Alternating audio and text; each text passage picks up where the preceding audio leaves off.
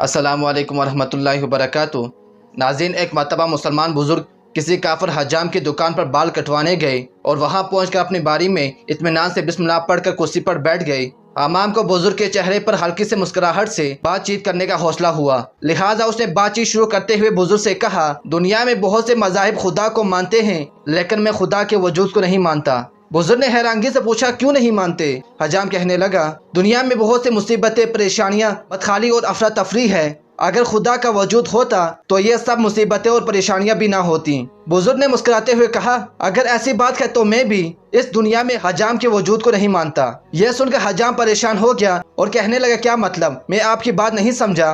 इत्फाकन हजाम के दुकान के बाहर से एक शख्स गुजर रहा था।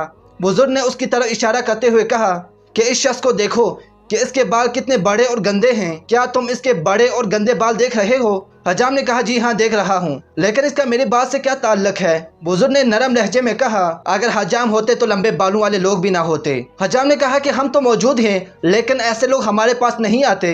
बुजुर्ग ने मुस्कुराते हुए कहा, इसी बात में तुम्हारे सवाल का जवाब भी मौजूद है कि खुदा मौजूद है, लेकिन लोग उसकी तरफ रजू नहीं करते, उससे मदद नहीं मांगते और उससे हिदायत की दुआ नहीं करते।